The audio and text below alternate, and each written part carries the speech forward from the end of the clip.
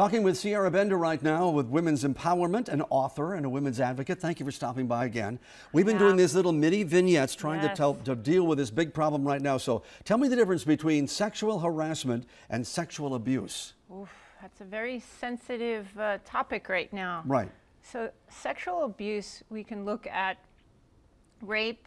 We look at a child that's been abused as a child, that's been touched, that has been harmed, that has their innocence has been stripped, physically, mentally, emotionally, spiritually. And then sexual assault is someone who's inappropriate, someone who abused their power, someone who knew that they could take advantage of a situation. Now, it's still considered abuse. It's abuse of power. So here's the situation of what's going on right now. Yeah. So how do we define these? How do we separate? Well, who can we sue? Who can we sue? Now, and one wonders is the fact that now all these women are coming forward because now they feel a little more comfortable, and these are the kind of stories that you can't hold in your body forever because it'll drive you crazy.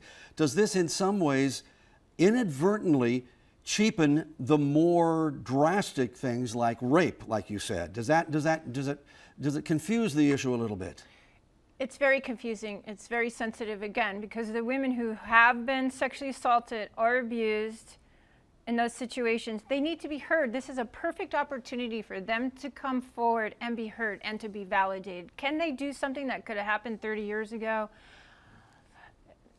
The odds of that is very low. But what it does is, it just validates the abuse of the systems that are happening. And then for the women who are going through or have been through sexual assault and abuse, rape, such as rape on college campus or myself by a situation, it's about using your voice. It's about, first, you have to get it documented. And a lot of women fear using their voice. And so now, by documenting it, it's on paper.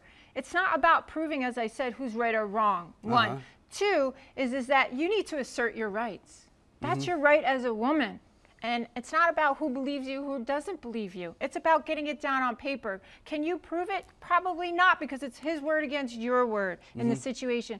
But you are protecting other women, because if it's down on paper, you took back your power. He has to now explain it to the law. He has to now explain it to his boss. He has to explain it to his wife. You took back your power. Do women support each other enough that way, or is there one of these things where they kind of step back and go, okay, I don't know if I want to get involved with this? Well, a lot of women fear, because this is the thing, they could lose their job if they report it. You know, they need the money, and a lot of the abusers know this. They study their victim. Yeah. This is all premeditated, a lot of this stuff. So they already know that this woman, that, domestic violence is to conquer, to divide and conquer. So as a abuser, they're already looking at this. So they have sometimes this person, with the sexual assault situation, they have her cornered because they know, so they can continually keep doing it. Could some of this be prevented? There are some people that suggest that if you had a statute of limitations on sexual abuse, because sexual harassment is not against the law per se, but if you had a statute of limitations, at least there wouldn't be this long period of time where people would go, wow, that was 30 years ago and we're just bringing it up now?